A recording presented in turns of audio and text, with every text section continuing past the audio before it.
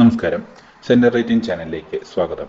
2024 പൊതു തിരഞ്ഞെടുപ്പിനോടനുബന്ധിച്ചുള്ള വിശകലന പരമ്പരയിലെ പുതിയ അധ്യായത്തിലേക്ക് ഏവർക്കും സ്വാഗതം. കഴിഞ്ഞ വീഡിയോയിൽ നമ്മൾ 2009 വരെയുള്ള തിരഞ്ഞെടുപ്പ് ഫലങ്ങൾ പരിശോധിച്ചിരുന്നു. ഇന്ന് നമ്മൾ പരിശോധിക്കുന്ന 2014ലെയും 2019ലെയും തിരഞ്ഞെടുപ്പ് ഫലങ്ങളാണ്. ഭാരതത്തിന്റെ 16ാം ലോക്സഭയിലേക്കുള്ള തിരഞ്ഞെടുപ്പ് 2014 ഏപ്രിൽ മെയ് മാസങ്ങളിലായാണ് നടന്നത്. ഭാരതത്തിന്റെ രാഷ്ട്രീയ സാമൂഹിക ചുറ്റുപാടുകളിലും കാഴ്ചപ്പാടുകളിലും വളരെ വലിയ മാറ്റങ്ങൾക്ക് വഴിതെളിച്ച ഒരു തിരഞ്ഞെടുപ്പ് ഫലമായിരുന്നു 2014ലേത്. 1990കളുടെ രണ്ടാം പകുതിയിൽ കോൺഗ്രസ് കേന്ദ്രഭരണത്തിൽ നിന്നും മാറ്റി നിർത്തപ്പെട്ടെങ്കിലും ഭാരതത്തിന്റെ മുക്കിലും മൂലയിലും ഏറിയും കുറഞ്ഞും ശക്തമായ സാന്നിധ്യമുണ്ടായിരുന്ന ഏക രാഷ്ട്രീയ പാർട്ടിയായിരുന്നു കോൺഗ്രസ്. നമ്മൾ കഴിഞ്ഞ വീഡിയോയിൽ കണ്ടതുപോലെ 90കളുടെ അവസാനം BJPക്ക് സഖ്യ സർക്കാരുകൾ രൂപീകരിക്കാൻ സാധിച്ചെങ്കിലും യഥാർത്ഥ അർത്ഥത്തിലുള്ള ഒരു ദേശീയ പാർട്ടി, അതായത് എല്ലാ ഭാഗങ്ങളിലും അത്യാവശ്യം സാന്നിധ്യമുണ്ട് എന്ന് പറയാൻ കഴിയുന്ന അവസ്ഥയിൽ എത്തിയിരുന്നില്ല. 2004 തിരഞ്ഞെടുപ്പിൽ ഭരണത്തിൽ തിരിച്ചെത്തിയ കോൺഗ്രസ് പാർട്ടി വീണ്ടും നില മെച്ചപ്പെടുത്തി 2009ലും മൻമോഹൻ സിംഗിന്റെ നേതൃത്വത്തിൽ അധികാരത്തിൽ തിരിച്ചു വന്നിരുന്നു.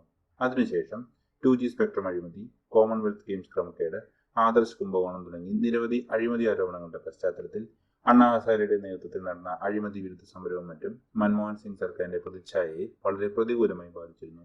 ഈ സമരത്തിന്റെ ബാക്കിപത്രമായി അരവിന്ദ് കെജ്രിവാളിന്റെ നേതൃത്വത്തിൽ പുതുതായി രൂപം കൊണ്ട ആം ആദ്മി പാർട്ടി ഡൽഹിയിൽ അധികാരത്തിൽ വരികയും ചെയ്തു. കൂടാതെ രൂക്ഷമായ വിലക്കയറ്റം, സാമ്പത്തിക വളർച്ചയിലെ മുരടിപ്പ് തുടങ്ങിയ പ്രശ്നങ്ങൾ അഭിമുഖീകരിച്ചുകൊണ്ടാണ് കോൺഗ്രസ് പാർട്ടി തിരഞ്ഞെടുപ്പിനെ അഭിമുഖീകരിച്ചത്. 2004ലെ പരാജയത്തിന് ശേഷം കടുത്ത നേതൃത്വ പ്രതിസന്ധി നേരിട്ടിരുന്ന BJP അവരുടെ പ്രവർത്തകരുടെയും അനുഭാവികളുടെയും ശക്തമായ സമ്മർദ്ദം മൂലം തുടർച്ചയായി 3 വട്ടം BJPയെ ഗുജറാത്തിൽ തിരഞ്ഞെടുപ്പ് വിജയത്തിലേക്ക് നയിച്ച മുഖ്യമന്ത്രിയായിരുന്ന നരേന്ദ്രമോദിയെ തങ്ങളുടെ ദേശീയ നേതൃത്വത്തിലേക്ക് ഉയർത്തുകയും പ്രധാനമന്ത്രി സ്ഥാനാർത്ഥിയായി പ്രഖ്യാപിക്കുകയും ചെയ്തു. മോദിയും അമിത്ഷായും ഗുജറാത്ത് രാഷ്ട്രീയത്തിൽ നിന്നും ദേശീയ രാഷ്ട്രീയത്തിന്റെ ഭാഗമാവുകയും തന്റെ നേതൃത്വത്തിൽ ഗുജറാത്തിനുണ്ടായ അഭിവൃദ്ധിയും വികസനവും മുൻനിർത്തി ഗുജറാത്ത് മോഡൽ ഭരണം ജനങ്ങൾക്ക് മുൻപിൽ വാഗ്ദാനമായി വയ്ക്കുകയും ചെയ്തു. ഭാരതം അന്നേ വരെ കാണാത്ത വളരെ ചിട്ടയായ നൂതന സാങ്കേതിക വിദ്യകളെല്ലാം തന്നെ പ്രയോജനപ്പെടുത്തി ചിട്ടപ്പെടുത്തിയ പ്രചാരണമാണ് മോദിയുടെ നേതൃത്വത്തിൽ BJP നടത്തിയത്. ഭാരതത്തിന്റെ സാംസ്കാരിക പൈതൃക ഭൂമിയായ കാശി വിശ്വനാഥ ക്ഷേത്രം നിലനിൽക്കുന്ന വാരണാസിയിൽ മോദി സ്ഥാനാർത്ഥിയായി എത്തിയതോടെ ഉത്തർപ്രദേശ് രാഷ്ട്രീയത്തിലും ബീഹാറിലും തരംഗത്തിനപ്പുറം ഒരു സുനാമി പോലെയായിരുന്നു BJPയുടെ വോട്ട് വർധനയും സീറ്റുകളും. ഭാരതത്തിന്റെ വടക്കു പടിഞ്ഞാറൻ മേഖലയിലും ഹിന്ദി ഹൃദയഭൂമിയിലും മോദി തരംഗം ആഞ്ഞടിച്ചതോടെ 1984 രാജീവ് ഗാന്ധിയുടെ നേതൃത്വത്തിൽ കോൺഗ്രസ് പാർട്ടിക്ക് ഒറ്റയ്ക്ക് കേവല ഭൂരിപക്ഷം ലഭിച്ചതിന് ശേഷം നീണ്ട 30 വർഷങ്ങൾക്ക് ശേഷം ഏതെങ്കിലും ഒരു പാർട്ടിക്ക് കേവല ഭൂരിപക്ഷം ലഭിക്കുന്ന അവസ്ഥയിലെത്തി. 282 സീറ്റുകളിൽ വിജയിച്ച BJPക്ക് കേവല ഭൂരിപക്ഷമായ 272 മറികടക്കാനായി. ദേശീയ ജനാധിപത്യ സഖ്യത്തിന് 336 സീറ്റുകളും നേടാനായി. ചരിത്രം വഴിമാറും ചിലർ വരുമ്പോൾ എന്ന പരസ്യവാചകം അന്വർത്ഥമാക്കും വിധം മോദിയുടെ നേതൃത്വത്തിൽ ഭാരതത്തിന്റെ തിരഞ്ഞെടുപ്പ് ചരിത്രത്തിൽ പല റെക്കോർഡുകളും തകർത്തെറിയപ്പെട്ടു. അടിയന്തരാവസ്ഥയുടെ പ്രത്യേക സാഹചര്യത്തിൽ കോൺഗ്രസ് ഇതര പ്രസ്ഥാനങ്ങളുടെ ഐക്യപ്പെടലിലൂടെ ഭാരതീയ ലോക്ദളിന് കേവല ഭൂരിപക്ഷം നേടാനായതിനു ശേഷം ആദ്യമായാണ് ഏതെങ്കിലും ഒരു കോൺഗ്രസ് ഇതര പാർട്ടിക്ക് കേവല ഭൂരിപക്ഷം ലഭിക്കുന്നത്. BJP ആദ്യമായി ലഭിച്ച വോട്ടുകളുടെ എണ്ണത്തിലും കോൺഗ്രസ് പാർട്ടിയെ മറികടന്നപ്പോൾ കോൺഗ്രസ് ആദ്യമായി 2 അക്ക സീറ്റുകളിൽ ഒതുങ്ങിയെന്ന് മാത്രമല്ല അർദ്ധ സെഞ്ചുറി പോലും തിരിക്കാനാകാതെ 44 സീറ്റുകളിൽ ഒതുങ്ങി. 2004 കോൺഗ്രസിനും സഖ്യകക്ഷികൾക്കും അധികാരത്തിൽ തിരികെ എത്താൻ നിർണായക പങ്ക് വഹിക്കുകയും 60-ന് മുകളിൽ സീറ്റുകളും നേടിയ ഇടത് പാർട്ടികൾ അമ്പെ പരാജയപ്പെട്ട് വെറും 10 സീറ്റുകളിൽ ഒതുങ്ങി. മോദി തരംഗത്തിന് കാര്യമായ തടയിടാനായത് പ്രാദേശിക പാർട്ടികൾ ശക്തമായ ഭാരതത്തിന്റെ കിഴക്കൻ തീര സംസ്ഥാനങ്ങളിലും ഒരു പരിധിവരെ ദക്ഷിണ ഭാരതത്തിലുമാണ്. ബംഗാളിലെ 42 സീറ്റുകളിൽ 34 സീറ്റും ജയിക്കാൻ മമതയുടെ തൃണമൂൽ കോൺഗ്രസിനായി. ഒഡീഷയിൽ 21-ൽ 20ഉം നവീൻ പട്നായിക്കിന്റെ ബിജു ജനതാദൾ വിജയിച്ചപ്പോൾ തമിഴ്നാട്ടിൽ 39 സീറ്റുകളിൽ 37ഉം ജയലളിതയ്ക്ക് വിജയിക്കാനായി. തെലങ്കാനയിൽ ചന്ദ്രശേഖർ റാവുവിന്റെ തെലങ്കാന രാഷ്ട്ര സമിതിക്ക് 17-ൽ 11 നേടാനായി. ഈ സംസ്ഥാനങ്ങളിലും മേഖലകളിലും BJP ചരിത്രപരമായി പിന്നോക്കം നിന്നിരുന്ന പ്രദേശങ്ങളാണ്. മോദി തരംഗത്തിൽ ഇവിടങ്ങളിലൊക്കെ വോട്ട് ശതമാനം വർദ്ധിപ്പിക്കാനായെങ്കിലും സീറ്റുകൾ വളരെ ചുരുക്കം മാത്രമാണ് ജയിക്കാനായത്. കോൺഗ്രസിന് കേരളം, കർണാടകം എന്നീ സംസ്ഥാനങ്ങളിൽ നിന്നും യഥാക്രമം 8ഉം 9ഉം സീറ്റുകൾ നേടാനായപ്പോൾ മറ്റൊരു സംസ്ഥാനത്ത് നിന്നും 5-ലധികം സീറ്റുകൾ നേടാനായിരുന്നില്ല. BJPക്ക് 31% വോട്ടുകൾ നേടാനായപ്പോൾ ദേശീയ ജനാധിപത്യ സഖ്യം 37%-ലധികം വോട്ടുകളും നേടി. കോൺഗ്രസിന് 19.3% വോട്ടുകളും UPAക്ക് കോൺഗ്രസിന്റെ 44 സീറ്റുകൾ ഉൾപ്പെടെ 59 സീറ്റുകളിൽ മാത്രമാണ് ജയിക്കാനായത്. ലോക്സഭയിൽ പ്രതിപക്ഷ നേതൃസ്ഥാനത്തിന് വേണ്ട 55 സീറ്റുകൾ ആർക്കും നേടാനാകാത്തതിനാൽ 16ാം ലോക്സഭയിൽ ഔദ്യോഗിക പ്രതിപക്ഷ നേതാവ് ഉണ്ടായിരുന്നില്ല. 17ാം ലോക്സഭയിലേക്കുള്ള തിരഞ്ഞെടുപ്പ് നടക്കുന്നത് 2019 ഏപ്രിൽ മെയ് മാസങ്ങളിലായാണ്.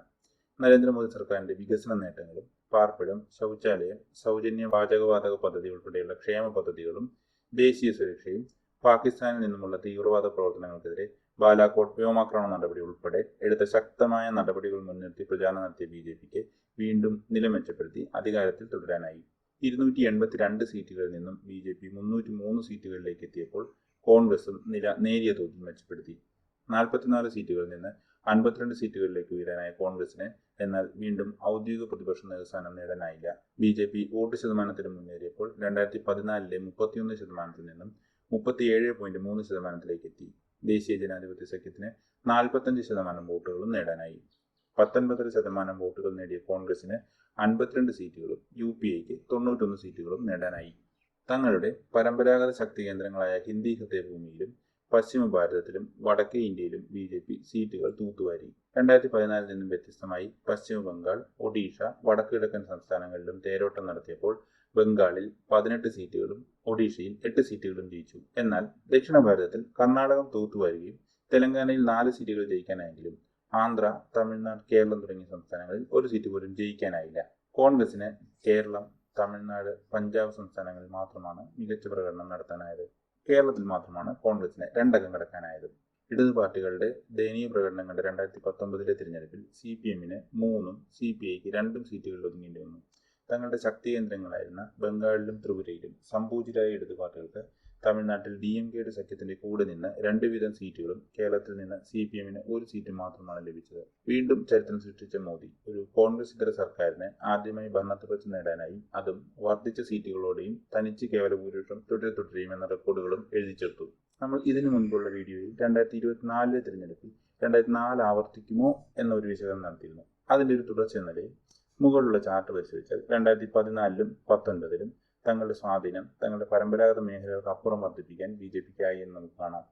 2009-ൽ നിന്ന് 2014-ലേക്ക് എത്തുമ്പോൾ BJPക്ക് തങ്ങളുടെ പരമ്പരാഗത മേഖലകളിൽ സ്വാധീനം കൂടുതൽ വർദ്ധിപ്പിക്കാനും അക്ഷരാർത്ഥത്തിൽ തൂത്തുവാരാനും BJPക്കായി.